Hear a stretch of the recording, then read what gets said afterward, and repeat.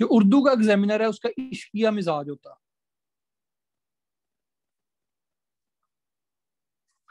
उर्दू के एग्जामिनर का मिजाज इश्किया होता है। उर्दू के एग्जामिनर का जो मिजाज है वो कैसा होता है? इश्किया मिजाज होता है। और इश्क दो तरह का, एक हकीकी इश्क और दूसरा मजाजी इश्क। दोनों का आपने अपने जहन में रखनी है बात। मैं चूंकि रिकॉर्डिंग अब स्टार्ट हुई है, मैं इसको एक स्ट्रॉन्ग जो है ना देता हूँ। उर्दू लाजमी के पेपर को समझने के लिए सबसे पहले एग्जामिनर की साइकी समझें। एग्जामिनर वो बंदा है जिसने एमए उर्दू किया है, उसके बाद उसने एमफिल उर्दू किया है, पीएचडी उर्दू की है। और आमतौर पे मैं लफ्ज आमतौर पे इस्तेमाल करता हूँ, इसका मतलब एक्सेप्शंस आर ऑलवेज देयर। ये बंदा पाकिस्तानियत को बतौर कौम पसंद करता है।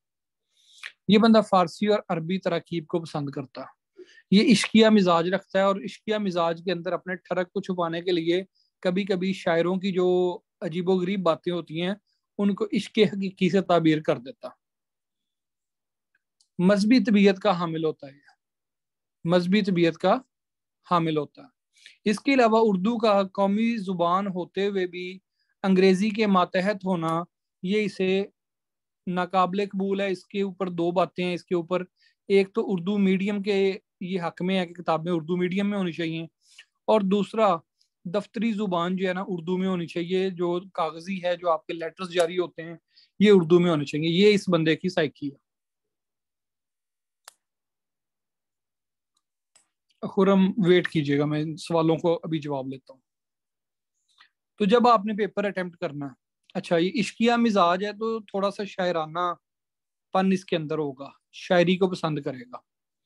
लेकिन जो शायरी है, अच्छा इसमें एक और भी है, खाइफ है ये किस चीज से? मॉडर्न फेसबुक की शोरा से। ये समझता है कि जो फेसबुक की शोरा है इनको इन्फीरियर जो है ना वो मखलूक समझता है।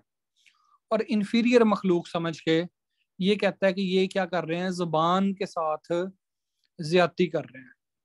लिहाजा ये जितने भी आपने शेर याद किए हुए, तहजीब हाफी के, अली जरियून के, अतबाफ अबरक के, वो बच्चा मुर्शद वाला क्या नाम है उसका, अफकार अलवी के, ठीक है, इन सारे लोगों को इन सारे लोगों को आपने साइडलाइन कर देना। इनमें से किसी की भी किसी बात को भी आपने इसके अंदर जो फेसबुक की शोरा हैं और जो मॉडर्न शोरा हैं इनको कोट नहीं करना। फेसबुक के ऊपर मौजूद शोरा में से आप जिनका रेफरेंस दे सकते हैं किसी भी जगह पे, वो पहले नंबर पे अब्बास ताबिश जो आजकल जिंदा शोर हैं उनमें से।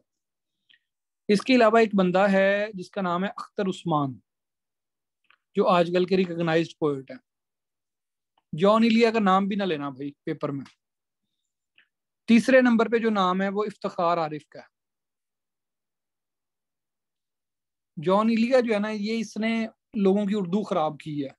जो ये अरबी और फारसी तरकीब वाली मुश्किल मुश्किल शायरी होती थी जिसको पढ़ के जिसके मल्टी फोल्ड मीनिंग होते थे, तो वो जो मीनिंग्स के अंदर एक मल्टीपल चीजें होती थी, जो शायरी का एक वो अंसर होता है, वो इसने जॉन इलिया ने खत्म किया। तो ये आपने इसको आइडियलाइज नहीं करना। जिंदा शुरा में से फिर एक जफर इकबाल है, ये आफ्ताब इकबाल का जो अब्बा है। नंबर 5 जफर इकबाल का शेर है, झूठ बोला है तो उस पर कायम भी रहो, आदमी को साहिब किरदार होना चाहिए। तो जफर इकबाल जो है ये मॉडर्न शुरा में से एक्सेप्टेड वो है। जफर इकबाल का मैंने आपको बताया, इफ्तिखार आरिफ बड़े अच्छे शायर हैं, अख्तर उस्मान है, अब्बास ताबिश हैं। और आजकल के जिंदा शुरा में से आपने बस यही है। एक तनकीद निगार हैं, कोई फारूकी हैं इंडिया के अंदर, तो उनका मुझे ज़्यादा आइडिया नहीं है। तो आप अगर कहीं पे कोई चीज़ बात रेफरेंस कोड करना चाह रहे हो तो शायरों में से आप इनकी कर सकते हैं। ये लोग ऐसे हैं जो इसके अलावा जिंदा शुरा में से आपने किसी को ये नहीं कहना कि ये अच्छा शेर है, कि इसके ये अच्छे शुरा में शुमार होता। साइड पे करें किसी का भी आपने, ये जितने फेसबुक की शुरा हैं इनको आपने साइड पे करना। इनकी किसी बात को, चीज़ों को पढ़ना नहीं। ना कोट करना पेपर में। ये था पेज 1 हमारा।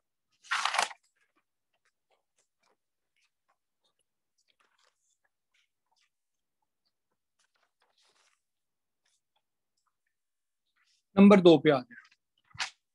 अब आए पेपर पैटर्न।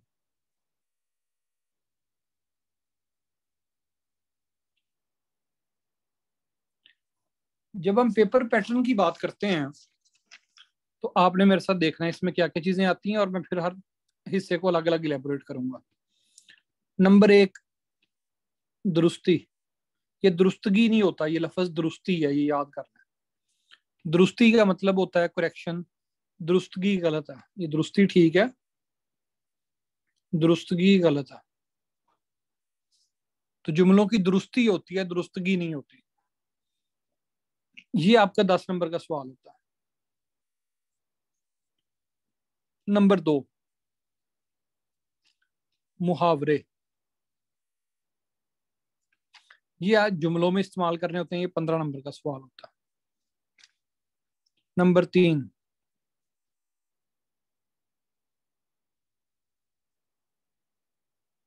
खत या दरखास्त। ये भी 10 से 15 नंबर की होती है। नंबर 4, शेरों की तशरीह। नंबर 5, तलखीस। नंबर 6, मजमून। नंबर 7, अंग्रेजी से उर्दू तर्जुमा। मजमून होता है 30 नंबर का, अंग्रेजी से उर्दू तर्जुमा होता है मेरे ख्याल 10 नंबर का, तलखीस होती है 20 नंबर की, कभी 15 नंबर की, उसकी मर्जी है, चेंज कर सकता है। शेरों की तशरीह 15 नंबर की होती है। खत या तो बिल्कुल, खत या दरखास्त या तो बिल्कुल नहीं आएंगे, या आए तो 10 नंबर के आएंगे। तो इस तरह से करके ये 100 नंबर पूरे होने हैं।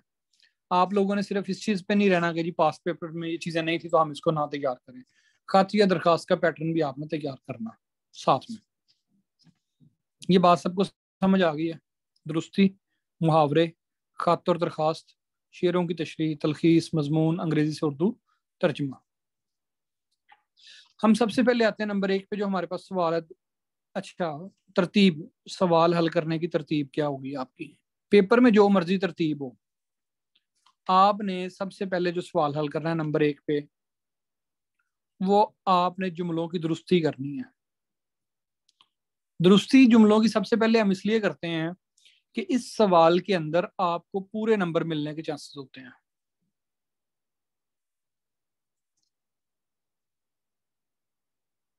तो हम पहले वो सवाल हल करेंगे उर्दू के अंदर जिनमें पूरे नंबर आने के चांसेस होते हैं। दुरुस्ती के बाद हम लिखेंगे मुहावरे। ये भी जुमलों में अगर आपने ठीक इस्तेमाल कर लिया तो पूरे नंबर आ सकते हैं। फिर तीसरे नंबर पे हम करेंगे तलखीस।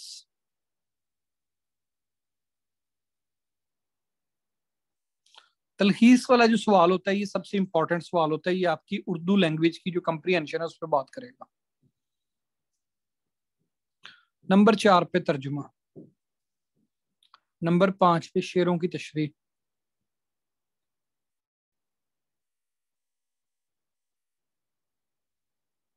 और नंबर 6 मजमून। मजमून को आपने सबसे एंड पे करना। तो जुमलों की दुरुस्ती आप स्टार्ट में कर लेंगे। ये 10 होते हैं, आप इसके लिए 10 मिनट लगा दें। मुहावरे आपके 5 होते हैं, एक जुमला लिखने में 2 मिनट भी लगे तो 10 मिनट में मुहावरे हो जाएंगे। तलखीस जो आपने करनी है ये आपने 25 मिनट में करनी है। 25 मिनट में तलखीस करनी है। प्रेसी के वही रूल हैं जो अंग्रेजी प्रेसी के रूल हैं। तर्जुमा आपने 15 मिनट में करना है। कितना टाइम हो गया? 25 और 15 40, 40 और 10 50 और 10 60। 1 घंटे के अंदर ये 4 सवाल आपने हल करने हैं पेपर में। जो शेरों की तशरीह है इस पे आपने लगाने हैं 45 मिनट, और मजमून पे आपने लगाने हैं 1 घंटा तकरीबन। इस तरतीब से आप पेपर हल करेंगे तब जाके आपका पेपर ठीक हल होगा। अब आप कहेंगे कि खत और दरखास्त कहाँ गया। ये अगर आ जाए तो आपने खत और दरखास्त अगर आ जाए, आमतौर पे अभी तक आता नहीं है, अगर आ जाए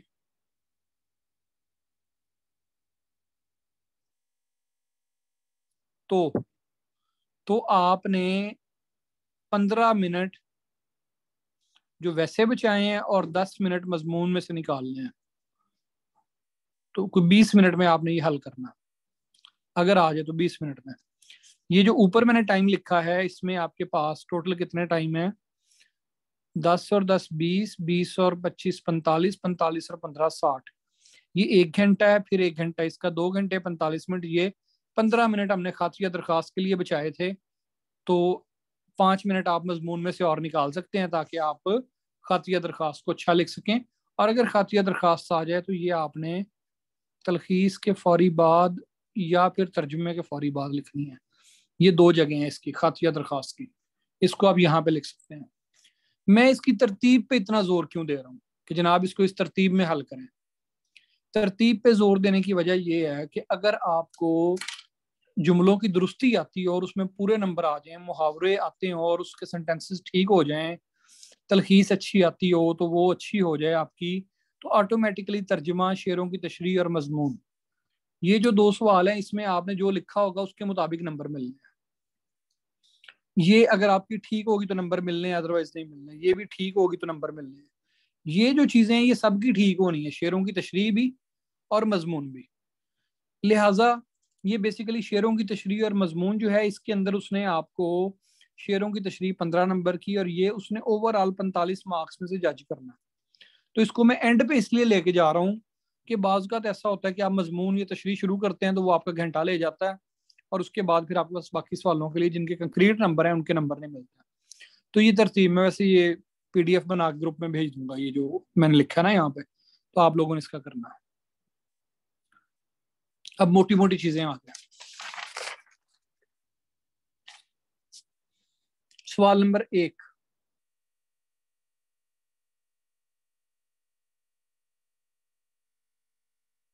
जुमलों की दुरुस्ती। इसमें मुमकिन गलतियां कौन कौन सी होती हैं? नंबर 1, वाहिद और जमा की गलती होती है।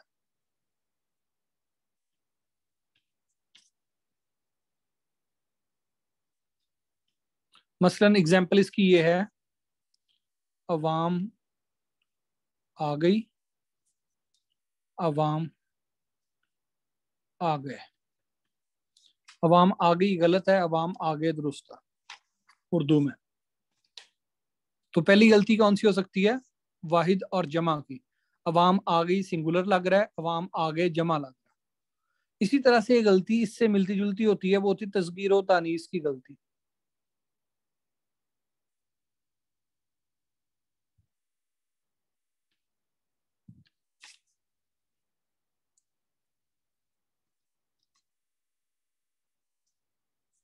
अवाम आ गई भी गलत है, अवाम आ गया भी गलत है, अवाम आ गए दुरुस्त है।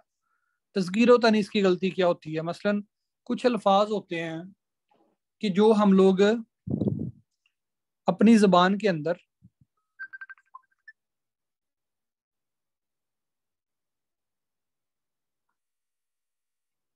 अपनी जबान के अंदर यूजुअली गलत बोल रहे होते हैं।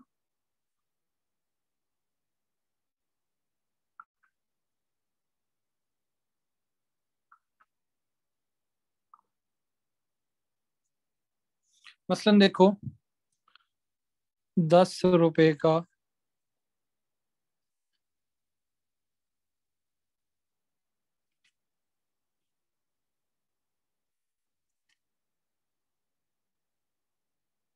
ये ठीक है, ये गलत है। ये तस्गीर और तानीस की गलती होती है। इसके अलावा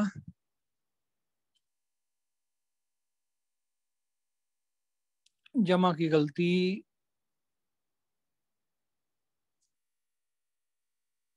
जमा की गलती कैसे होगी मैं अभी समझाता हूँ आपको एग्जांपल से।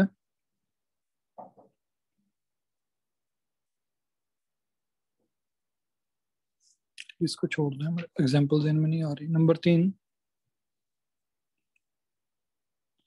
अंग्रेजी में कहते हैं रिडंडेंसी इस गलती को, उर्दू में कहते हैं तकरार। ये क्या होती है? जैसे हम कहते हैं आबे जमजम का पानी, ये गलत है। या ये होगा आबे जमजम, या ये होगा जमजम का पानी। ये दोनों गलत है। तो तीसरी गलती होती है रिडंडेंसी की। ठीक है, तो इस चीज का भी आपने देखना है, इसकी मिसालें भी आपको मिल जाएंगी।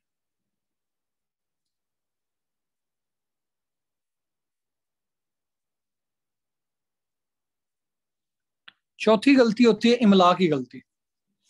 इमला की गलती क्या होती है? यस, फूलों का गुलदस्ता भी रिडंडेंसी की एग्जांपल है कि इसमें फूल भी है और गुलदस्ता भी है। फूल फूल और गुल एक ही चीज है। अगली होती है इमला की गलती।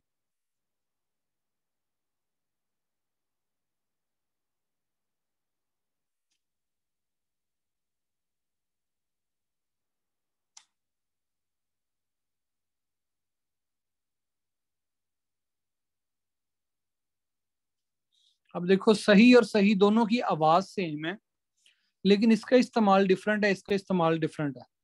तो वो जहां पे सही इस्तेमाल होना होगा वहां पे ये वाला सही इस्तेमाल कर जाएगा, यहाँ पे ये वाला सही इस्तेमाल होना होगा वहां ये कर जाएगा। ठीक है, इस सही का मतलब होता है करेक्ट, इसका मतलब होता है एंड।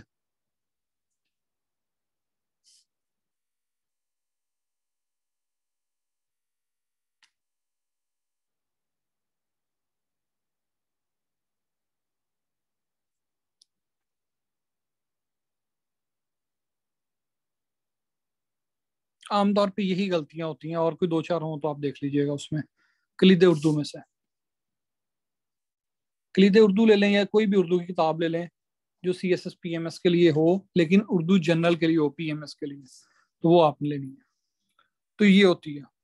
अब इसके अंदर आपने जब जुमले को दुरुस्त करना है, जुमले को ठीक करना है। अच्छा हाँ, एक और होती है गलती, वो होती है तरकीब की गलती।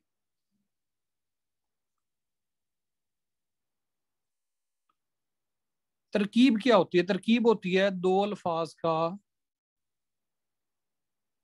मिलाकर एक सांस में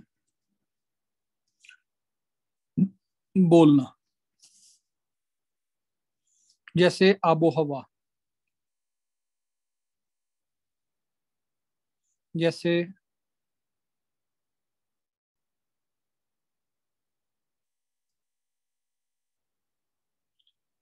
अ,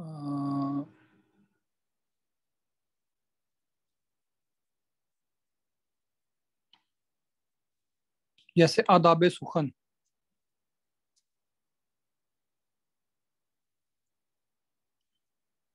अदाब के नीचे जेर। अब देखो यहाँ पे या हमने वाव के जरिए मिलाया या जेर के जरिए से दो लफ्जों को मिलाया। वाव वाले तो हो गए ना, ऑलरेडी हो गए। तो इसमें तरकीब का रूल ये होता है कि आपके तरकीब के अंदर जो दोनों अल्फाज हैं, दोनों का जो ओरिजिन है वो या तो फारसी और फारसी लफज हो, या अरबी और अरबी हो, या फारसी और अरबी हो। ये तीनों तरकीब ठीक है वाव के साथ मिलाने के लिए। ये तीनों तरकीब ठीक है, ये तीनों तरकीब ठीक है। लेकिन जैसे आपका कोई हिंदी का लफज हो, जैसे हिंदी का लफज है मट्टी। अब ये हिंदी से आया है उर्दू में। अब मट्टी के साथ आप मट्टी वा पानी कहेंगे तो गलत हो जाएगा, लेकिन आबो गिल कहेंगे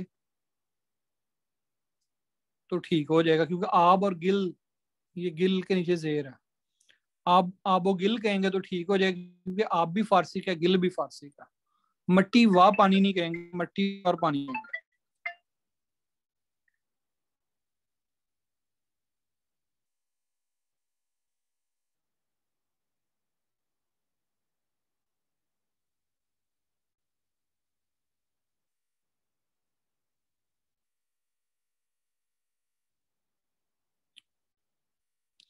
दिन ब दिन भी गलत है। रोज बरोज। ठीक।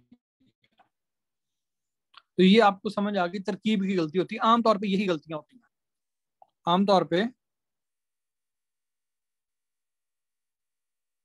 यही गलतियां होती हैं जो मैंने बताई हैं।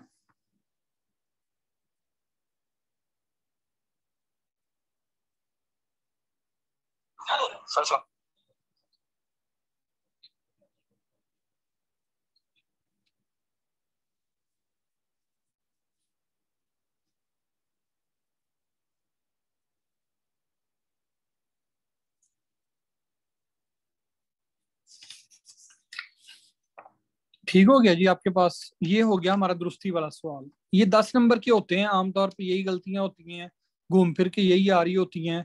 तो आपको जब जुमला सामने आएगा पता चल जाएगा क्या गलती है।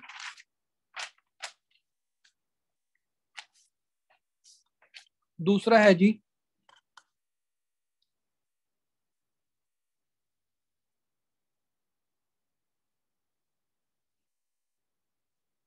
मुहावरे का जुमले में इस्तेमाल। जब आप कहते हैं मुहावरे का जुमले में इस्तेमाल, तो सबसे पहले नंबर 1 पे देखें, जो फिगुरेटिव एक्सप्रेशन होता है इसमें पहले नंबर पे आता है मुहावरा, नंबर 2 पे आता है जरबुल मिसल, और नंबर 3 पे आता है रोजमर्रा। रोजमर्रा हमारे पेपर से रेलिवेंट नहीं है, मुझे भी इसका ज्यादा आइडिया नहीं है क्योंकि हमारे पेपर में कभी आया नहीं है, लेकिन फिगुरेटिव एक्सप्रेशन होता है ये भी। मुहावरे की निशानी ये है कि ये वर्ब होता है, इसके एंड पे नून अलिफ ना आता है। मुहावरे की निशानी क्या है? नून अलिफ ना आता है। जैसे पानी पानी होना, ये मुहावरा है। और जो जरबुल मिसल होता है ये मुकम्मल जुमला होता है, इसके लफ्जों की तरतीब में आप फर्क नहीं डाल सकते। मसलन अब पछताए क्या होत,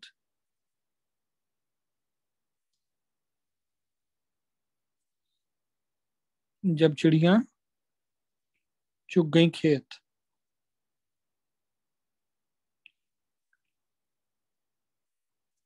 ये जरबुल मिसल है और ये आपका मुहावरा है। तो वो कहता ये है कि मुहावरों को जुमलों में इस्तेमाल करो, लेकिन कभी कभी उसमें जरबुल मिसल भी दे देता है। जब वो जरबुल मिसल देता है तो उसका नुकसान क्या होता है कि स्टूडेंट्स जो होते हैं जरबुल मिसल की लफ्जों की तरतीब को चेंज कर देते हैं। मसलन वो यही बात है ना, ये इसको लिखते हुए जुमला बनाते हुए कहेंगे कि असलम ने, उर्दू में सबसे ज्यादा लफ्ज असलम इस्तेमाल होता है उर्दू लिखने में, पढ़ाई पर तवज्जो ना दी और फेल हो गया, अब पछताने से क्या होगा, जब चिड़िया चुग गई खेत। ये गलत है। क्यों गलत है? क्योंकि इसमें जो इसकी तरतीब है वो आप लफ्जों को चेंज तब्दील नहीं कर सकते। लेकिन जो मुहावरा है, मुहावरे के अंदर चूंकि वर्ब होता है तो वर्ब को आप डिफरेंट शक्लों में इस्तेमाल कर सकते हैं। मुझे सामने देखकर मेरे दोस्त पानी पानी हो गए।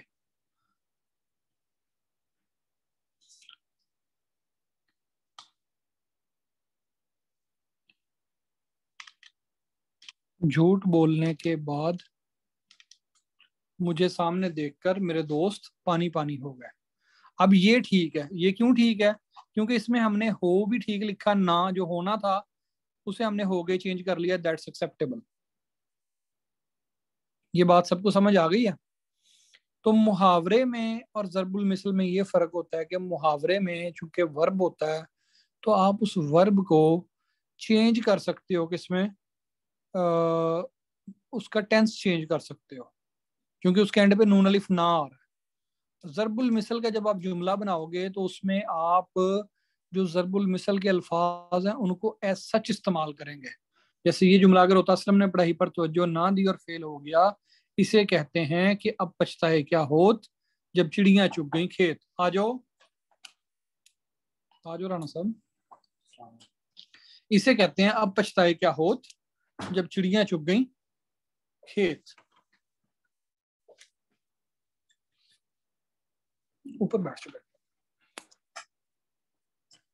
तो ये हमारे पास मुहावरों का और ज़रबुल मिसाल का फर्क है। इसमें आपने नंबर लूज नहीं करने, क्योंकि ये भी आपके 15 के 15 नंबर आ सकते हैं। और आम तौर पे अगर आपने इक्लीद उर्दू पढ़ी हुई हो और सही से समझी हुई हो तो इसमें आपको मतलब आता होता है, और जुमला जो बनाना है वो इतना क्लियर होना चाहिए। अब देखो, ये भी जुमला था, ये जो मैंने पहले लिखा था, मुझे सामने देखकर मेरे दोस्त पानी पानी हो गए, लेकिन इसमें समझ नहीं आ रही थी कि वो डर की वजह से पसीने से पानी पानी हो गए या वो खुशी की वजह से पानी पानी हो गए। लेकिन जब मैंने लिखा झूठ बोलने के बाद मुझे सामने देखकर मेरे दोस्त पानी पानी हो गए, तो अब इसके अंदर समझ आ रही है कि झूठ बोलने के बाद इंसान शर्मिंदा होता है जब कोई अगला बंदा सामने आ जाए। तो अब यहाँ से समझ आ रहा है कि पानी पानी होना का मतलब शर्मिंदा होना। तो आपका सेंटेंस पूरा सेल्फ सफिशिएंट होना चाहिए। जब मुहावरे में होगा तो वो इस तरह से डायरेक्ट आपने लफ्ज इस्तेमाल करने, और जब ज़रबुल मिसल वाला जुमला आएगा तो फिर आपने पहले आधी बात करनी है, और आधी बात करने के बाद आपने कहना है इसे कहते हैं अब पछताए क्या होत, जब चिड़ियां चुग गई खेत। असलम ने पढ़ाई पर तवज्जो ना दी और फेल हो गया, इसे कहते हैं कि अब पछताए क्या। असलम ने पढ़ाई पर तवज्जो ना दी, फेल हो गया और रोने लगा, लेकिन अब पछताए क्या होत, जब चिड़ियां चुग गई खेत। यानी सेंटेंस सेल्फ सफिशिएंट होना चाहिए कि बंदा जुमला पढ़े तो उसके अंदर जो मुहावरा है वो खुद उस जुमले को का मतलब बता रहा हो। ऐसा नहीं हो जैसे फॉर एग्जाम्पल बचपन में एक रट्टा लगवाया था हमें वोकैबुलरी के लिए किसी ने कि जुमलों में इस्तेमाल करें। मसलन एक वर्ड आ गया कैकोफनी, कहते हैं जिसको जुमले में इस्तेमाल करो। मैंने इसका जुमला लिखा, I looked up meaning of cacophony in dictionary. अब ये सेंटेंस तो ठीक है, ग्रामेटिकली करेक्ट सेंटेंस है, I looked up meaning of cacophony in dictionary. But ये जुमला पेपर में नंबर नहीं देगा, इसलिए क्योंकि मैंने कैकोफनी को एक्सप्लेन ही नहीं किया। तो ऐसे यहाँ पे अगर आपने मुहावरे और ज़रबुल मिसल का जुमला बना दिया लेकिन उसको एक्सप्लेन नहीं किया और वो सेल्फ एक्सप्लेनेटरी ना हुआ, जैसे पेयर ऑफ वर्ड्स अंग्रेजी में होते हैं तो आपको, और इडियम्स होते हैं, ऐसे यहाँ पे भी आपको नंबर नहीं मिलने वाले। सो दूसरे सवाल के अंदर आपकी टेक्निक ठीक होनी चाहिए। नंबर बहुत दफा ऐसा होता है कि लोगों को मतलब पता होता है लेकिन वो उसको जुमले में मुनासिब अंदाज से इस्तेमाल ना करने की वजह से नंबर उनके लूज हो जाते हैं। तो ये दूसरा सवाल है 15 नंबर का, इसमें से 15 में से 15 नंबर आपने लेने हैं। इसमें कोई चांस नहीं है कि आप कहें कि जी मैं इस सवाल को में से मेरे 3 जो है ना वो ये 2 इडियम्स जो है वो गलत हो गए, ये कोई चांस नहीं है। You are suppose to get complete marks. कलीदे उर्दू से कर लें काफी है, नहीं तो लेक्चरर गाइड से कर लें, दोनों ठीक है। ये सवाल आपने दोनों तैयार करना है। तीसरे सवाल पे आ जाए।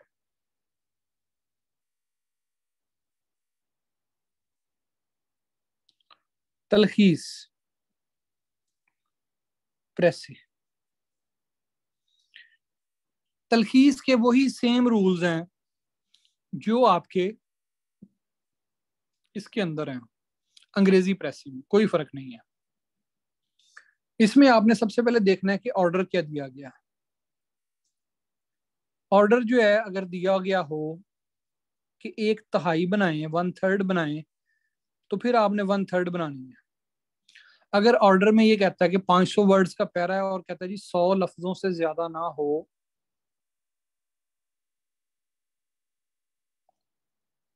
तो फिर आपने 100 लफ्जों की बनानी है। यानी आपने सबसे पहले प्रेसी के ऊपर, तलखीस के ऊपर ऑर्डर पढ़ना है कि उसने क्या दिया।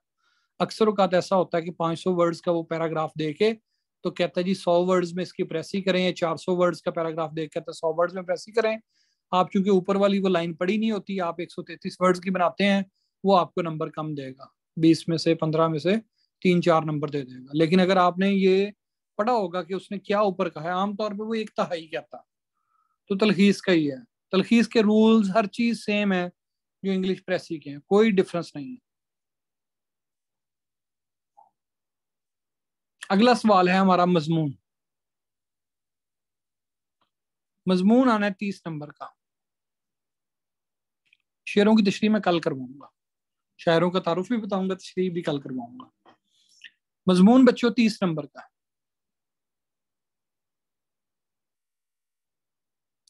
30 नंबर का ये जो मजमून है आपने 1 घंटे में हल करना है। आपके पास 1 घंटा टाइम बचाना है आपने इसके लिए। और इसकी आपने आउटलाइन बनानी है। आउटलाइन को उर्दू में कहते हैं खाका। और खाका क्या होगा? मसलन कहता है जी माहौलियाती आलूदगी। इस टॉपिक पे आ गया जी एनवायरमेंटल पोल्यूशन। तो ये टॉपिक है, आपने जो लिखना है इसकी हेडिंग देनी है, इसके ऊपर वो जो लगाते हैं साइडों पे ये नहीं लगाने। नंबर 1 पे आप लिखेंगे तारुफ, जिसे आप इंट्रोडक्शन कहते हैं। नंबर 2 लिखेंगे माहौलियाती आलूदगी के असबाब। उस पर आप लिखेंगे, रोमन लिखने की बजाय लिखेंगे अलिफ, कार्बन डाइऑक्साइड, बे फलां, जीम फलां, दाल फलां, इस तरह से। फिर तीसरे नंबर पे लिखेंगे माहौलियाती आलूदगी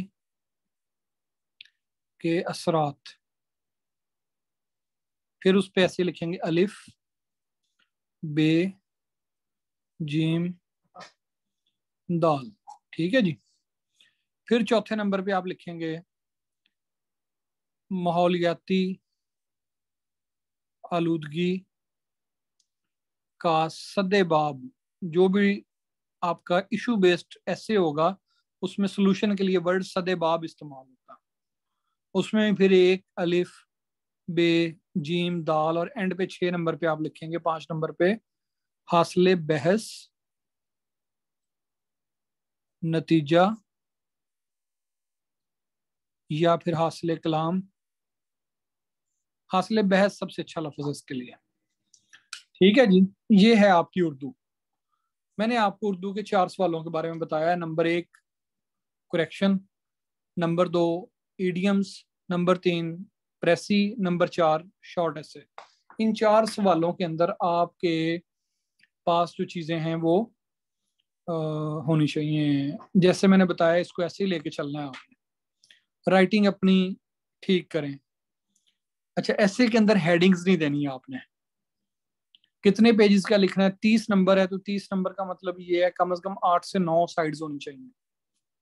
लिख देता हूँ 8 से 9 सफहात, यानी 4 से 4.5 वर्क। वर्क और सफ़े में फ़र्क होता है। सफ़ा जो होता है वो साइड को कहते हैं, ये एक वर्क है और ये 2 साइड्स हैं। वर्क एक है, साइड्स 2 हैं। तो मैं साइड्स की बात कर रहा हूँ। यहाँ पे 8 से 9 साइड्स आपने लिखनी है। मैं आसानी के लिए यहाँ पे लिख देता हूँ साइड्स। 8 से 9 साइड्स लिखनी है। कितने में? 1 घंटे में। और उसके अंदर आपकी एक साइड जो है वो आउटलाइन पे चली जाएगी, बाकी जो 8 साइडें हैं उसके अंदर आपने ये लिखना है। पैराग्राफ वैसे ही बनाने जैसे आपको इंग्लिश ऐसे में लिखना सिखाए हैं। जैसे कार्बन डाइऑक्साइड से माहौलियाती आलूदगी में इजाफा होता है, फुल स्टॉप। कार्बन डाइऑक्साइड के माखज फलां फलां फलां हैं, और जो उसके ऊपर एक पैराग्राफ लिखना है कोई आधे सफ़े का। फिर अगला लिखेंगे आप दूसरा, जो भी माहौलियाती आलूदगी का सबब है वो आप लिखेंगे। तीसरा उस पर जो सबब है वो लिखेंगे। कूड़ा क्रिकेट फेंकने से ये है। जब आप करेंगे माहौलियाती आलूदगी के सदेबाब तो उसमें बताएंगे कि मजहब का जो है ना किरदार। तो उसमें आप बताएंगे कि इस्लाम ने कहा है कि अल-तहूर शत्रुल ईमान, सफाई निसफ ईमान है, ईमान का हिस्सा है। लिहाजा इस्लामी असूलों को और अकदार को अपनाकर माहौल को साफ किया जा सकता है। बला बला बला जो आपके जहन में आता है, जो लिखते जाए सब ठीक है। हेडिंग्स नहीं देनी है आपने। इंग्लिश ऐसे में जैसे नहीं देते ऐसे उर्दू ऐसे में देनी, लेकिन आउटलाइन जरूर बनानी। That's it for English today. 6:05 पे हम स्टार्ट करेंगे आपका अगला जनरल साइंस वाला पोर्शन। और आपके मैं क्वेश्चंस के आंसर कर लूं। फिर मैं ब्रेक लेके दोबारा भी आऊंगा। खुलासा भी ठीक लफ्ज है, यस। अच्छा जी, कहते हैं सर उर्दू के पेपर में कोई इंग्लिश लैंग्वेज की कोटेशन उर्दू ट्रांसलेशन के साथ यूज कर सकते हैं? बिल्कुल कर सकते हैं खुर्रम इमरान। फिर जनाब सवाल है सर, ज़रबुल मिसलम मुहावरे कलीदे उर्दू से कर लें तो काफ़ी है? यस काफ़ी है, आउटलाइन बनाए बगैर भी किया जा सकता है। जुनैरा, जब ये कहा जाता है कि आउटलाइन बनाओ तो वो इसलिए कहा जाता है ताकि वो आपको नंबर अच्छे दे। वैसे लिखेंगे तो वो 30 में से आपको नंबर देगा 10, आउटलाइन लिखेंगे तो वही 10 की जगह 20 नंबर दे देगा। ऐसे कितने पेजेस का होना चाहिए मैंने बता दिया आपको। खुलासा भी ठीक है, यस ठीक है।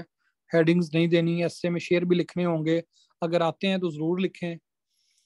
Expected date of exams, expected date of exam अभी तक जो मैंने हिसाब लगाया, ये कोई इन्फॉर्मेशन नहीं है, एनालिसिस है, मे बी रॉन्ग। तो आपके एग्जाम स्टार्ट होंगे जून के 27 तारीख के अराउंड ना। लेकिन ये मेरा एनालिसिस नहीं है, ये मेरी इंफॉर्मेशन नहीं है, एनालिसिस है। 27 जून से पहले आपके पेपर नहीं हो सकता है। पेपर 27 जून के फौरी बाद किसी भी टाइम हो सकते हैं। अब उसमें एक वीक आ रहा है जो जुलाई के छुट्टियों का वीक है। What is this source? ऐसे को कब से सबसे डिफरेंट बनाने के लिए कोई टिप्स ऐड करते हैं, लिखेंगे तो सब। ऐसे का कोई सोर्स नहीं होता, वही जो पाकिस्तान अफेयर्स पढ़ा, इस्लामियात पढ़ी है वो। मुझे लगा पूछ रही है कि आपकी ये जो बात कर रहे हैं इसका सोर्स क्या है। सॉरी। तो ये मेरा एनालिसिस है कि 27 जून से ऑनवर्ड आपके पेपर होंगे, but I am not clear, not sure, this is not an information, just a prediction. ठीक है। कोई बस कलीदे उर्दू किताब लें, उसको पढ़ें, इससे ज्यादा उर्दू के लिए पढ़ने की जरूरत नहीं। उर्दू में प्रैक्टिस चाहिए आपको, सिर्फ प्रैक्टिस ठीक है तो दैट्स सफिशिएंट। अब मैं आता हूँ 6:05 पे, जो सवाल है बचा लें। 6:05-7 पे आता हूँ, साइंस पढ़ते हैं हम।